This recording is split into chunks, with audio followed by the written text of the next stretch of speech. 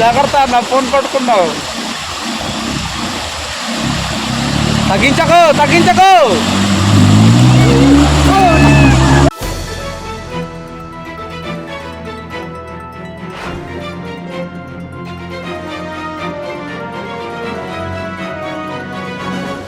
Andhra Ooty news కి స్వాగతం.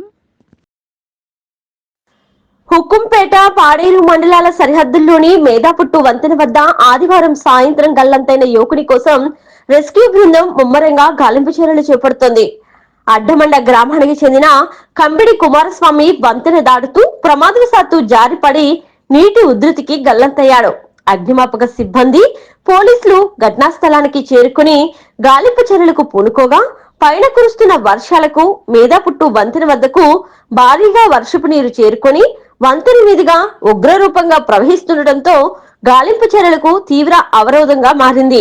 కాగా గల్లంతైన కుమారస్వామి జీన్ ప్యాంట్, జర్కిన్ వేసుకుని ఉండడంతో ఆ దుస్తుల బరువుకు పైకి తేలలేదని తెలుస్తోంది.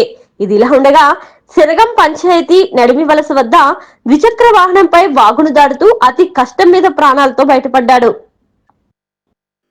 హాయ్ ఫ్రెండ్స్, ఇప్పుడు చూస్తున్నారు కదా, ఇది పాడేరు హుక్కుంపేట మండలాలకు సరిహద్దు మధ్యలో ఉన్న మోదపుట్టు వంతెన.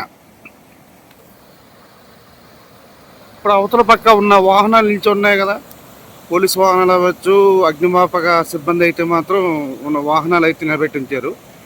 ఈ వంతెన మీద అది పాడేరు మండలం వస్తుంది, అవతల పక్క రహదారి.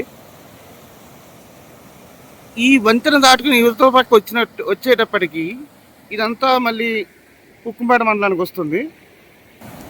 నిన్న సాయంత్రం హుక్కుంపేట మండలం అడ్డబండ గ్రామానికి చెందిన కంబిడి కుమారస్వామి అనే వ్యక్తి అయితే ఈ వంతెన దాటుతూ గల్లంతయ్యాడు.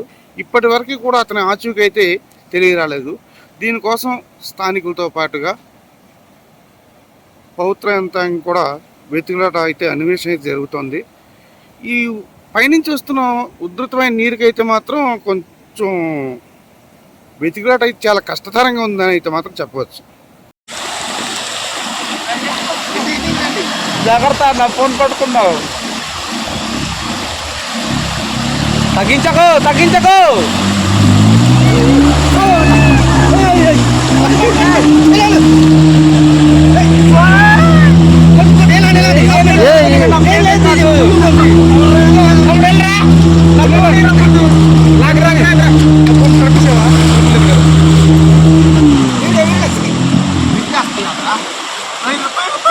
ఎత్తావు ఎత్తుకు వెళ్ళిపోద్ది పోయి.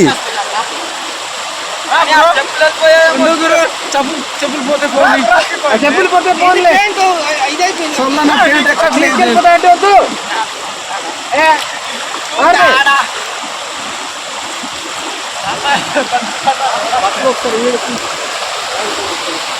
బండి స్టార్ట్ అవుతుంది గురు. ఇప్పుడు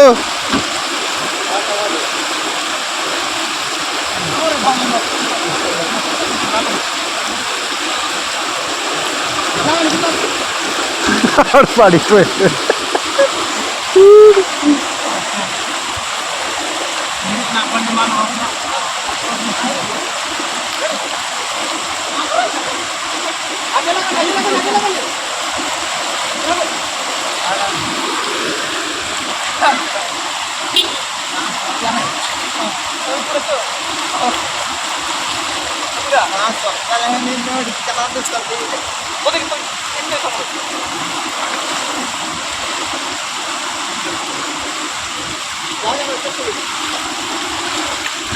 బండి పైకి లేపు.